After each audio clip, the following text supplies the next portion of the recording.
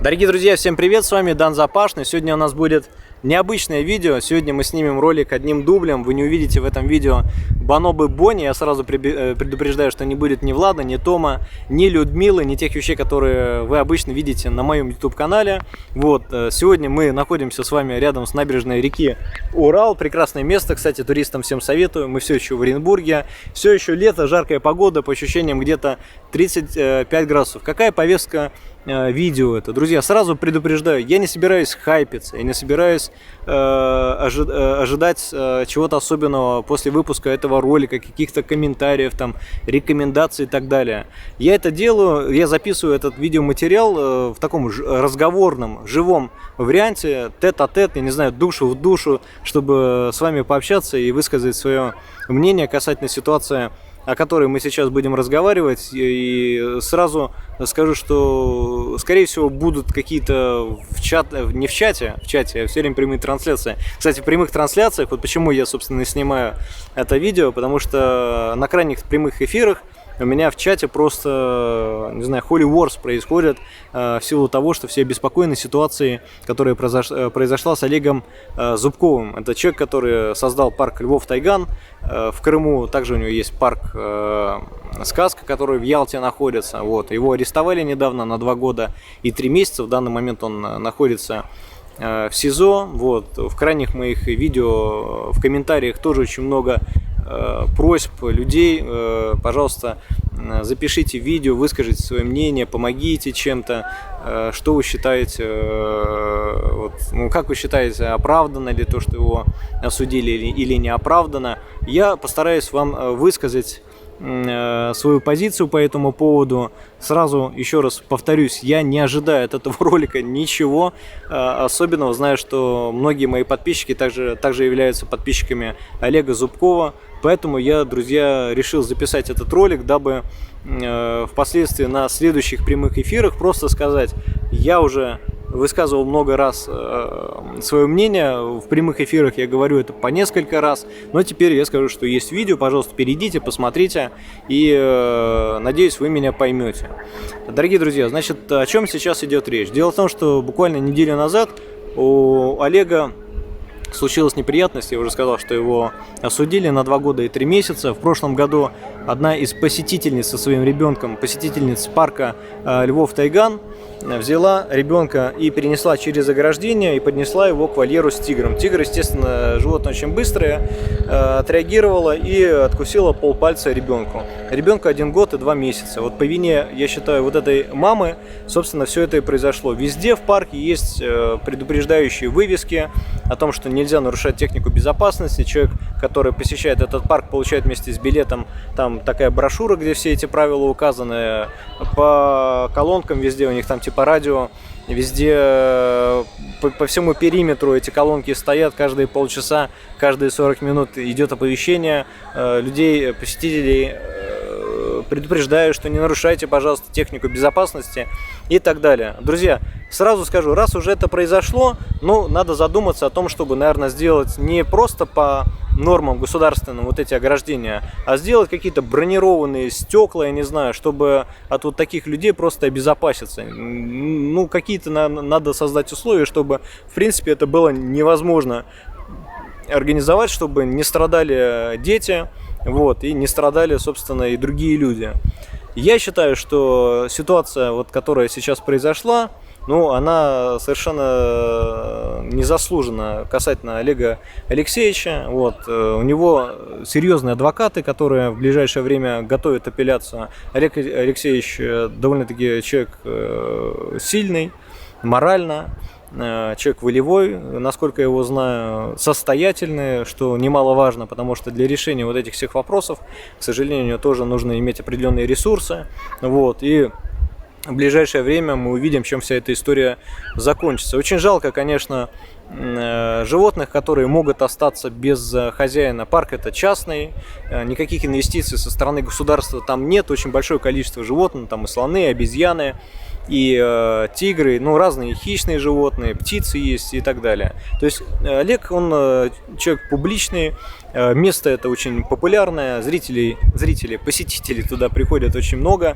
А по поводу зрителей, кстати, знаете, что я хочу сказать? Вообще, в принципе, вот эта ситуация, я думаю, говорит о многом. Я думаю, что другим зоопаркам и циркам, которые используют в своих представлениях животных, диких животных, думаю, надо задуматься всем руководителям, то есть руководителям номеров, аттракционов цирковых, директоров цирков, директоров зоопарков, потому что, ну, с каждым, по идее, человеком может случиться подобное. То есть, если вот произойдет вот такая вот как бы ситуация, я считаю, что, ну, надо какие-то меры принимать, чтобы избегать подобных вещей. Вот, так что я считаю несправедливо то, что произошло. Конечно, жалко детей. В цирке, кстати, тоже я был не раз свидетелем таких вещей, когда во время выступлений диких животных моя мама, бабушка, дедушка работали с хищными животными. У нас были пантеры, львы, леопарды, рыси, пумы, ну, абсолютно разные животные, хищные, опасные. Мама выступала, бабушка выступала с черными пантерами и леопардами. И перед выступлением всегда выходит ведущий в цирке и говорит о том, что, дорогие зрители, он делает объявление: пожалуйста, соблюдайте технику безопасности, не вставайте с первого ряда, не отпускайте от себя детей, не ходите по зрительному залу и так далее и тому подобное. Я постоянно видел нарушения, собственно, вот этих, ну, скажем так, предписаний, если можно так сказать. Люди часто бывают на первом ряду, берут, подставляют детей между собой и хищником, вот так вот ставят к хищнику и там пытаются сфотографировать или тоже так же протягивают, чтобы ребенок потрогал. Сами причем не трогают, а вот ребенку, чтобы было возможно потрогать, там, не знаю, дикую кошку. Сам, выступая в цирке, не раз сталкивался, когда, опять же, родители подносят вот так вот ребенка, когда мы идем там с обезьяной по барьеру, например, вот, и тоже там, чтобы обезьяна поздоровалась и так далее. Это очень опасно. И я совершенно не понимаю вот таких вот людей. Я считаю, что за такие последствия должен отвечать в первую очередь родитель. То есть, понятное дело, что если вы приходите в место, где не соблюдена техника безопасности, если животное в неподобающем виде находится, если условия, там, сами состояния вольеров там, ну, как-то, скажем, не внушает доверия и так далее, то здесь нужно обращаться, конечно же, сразу в определенные инстанции. Но, насколько я знаю, дорогие друзья, у Олега с этим все в порядке, но, опять же, раз такое произошло, нужно задумываться о том, чтобы делать сверх какие-то нормы, создавать какие-то, не знаю, барьеры большие, там, опять же, бронестекло ставить, да что угодно, чтобы не происходили подобные вещи. Без Олега, я считаю, что парку будет очень тяжело, вот, если действительно ему придется отбывать вот этот срок 2 года и 3 месяца, я боюсь, что парка может не стать. То есть с ним может что угодно произойти в силу того, что человек, который, вот Олег, собственно, является хозяином, он и рекламой занимается, как я уже объяснил, там очень многие вещи, которые решаются только с ним, и ветеринарные всякие мероприятия, там вакцинация, много того, что другие люди просто делать не могут. И, конечно, если произойдет то, о чем я сказал, это большая проблема для животных, большая проблема для, собственно, для парка. Честно говоря, не хочу никакие прогнозы давать, потому что очень много всяких доводов по этой теме. Есть много видео, вы можете взять и посмотреть. Абсолютно разные какие-то суждения касательно будущего, там, Олега, его парков, там, не знаю, там кто-то гадает, кто-то еще что-то делает. Я в эти инсинуации не верю, но, тем не менее, нужно адекватно оценивать серьезность положения, вот, и ну, понимать, что это может, конечно же, плохо закончиться. И еще я скажу, что когда, знаете, меня очень смущает количество судов, через которые проходит Олег. По-моему, уже больше 800 этих судов у него прошло, и явно, что, ну, это нездоровая цифра. То есть суды, насколько я понимаю, совершенно разного направления, и ветеринарные какие-то там вещи, и административные, и по зданиям, и по нормам, и т.д. и т.п. То есть это, ну, нереально огромная цифра.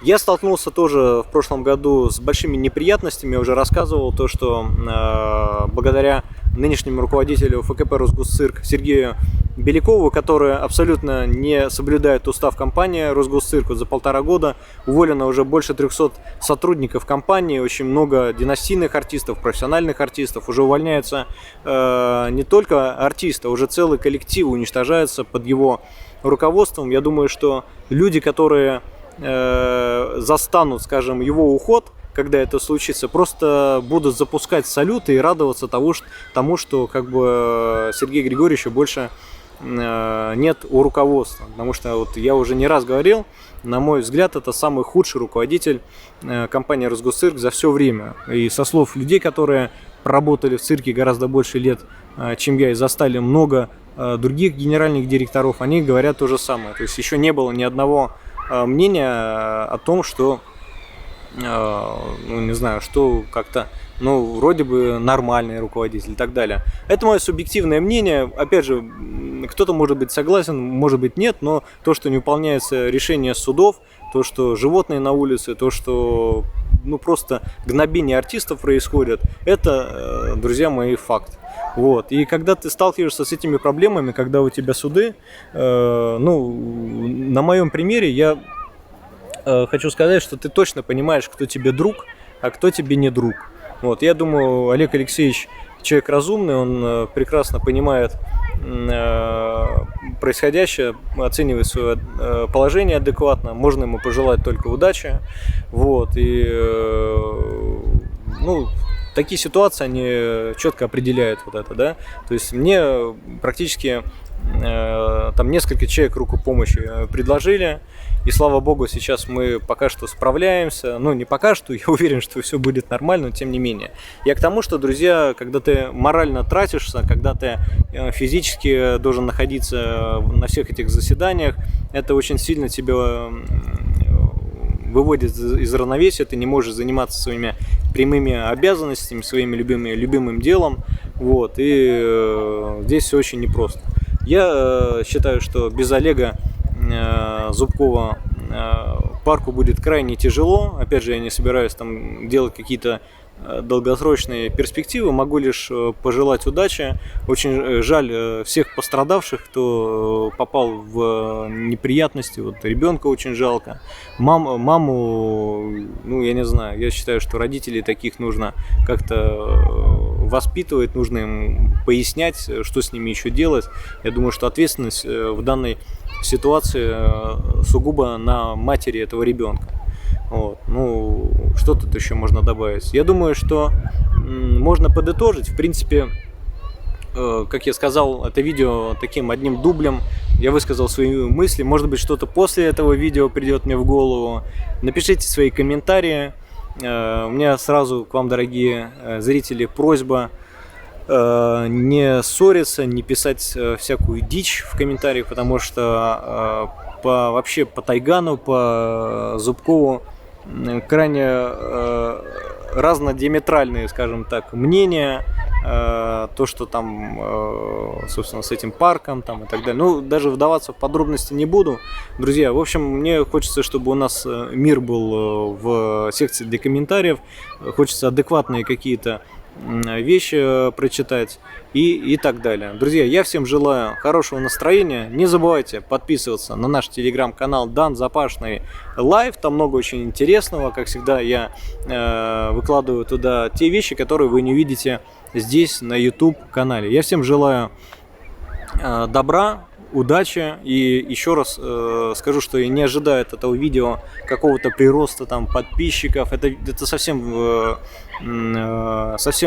на другом мотиве, я уже свои объяснил. Вот, я не собираюсь ни хайпиться, ничего, я просто считаю правильным, что нужно записать такой ролик. Вот, и ну, наверное, все. В общем-то, как бы я все, что нужно, я думаю, я обозначил. Всем удачи и до скорых встреч в следующих видео. Пока!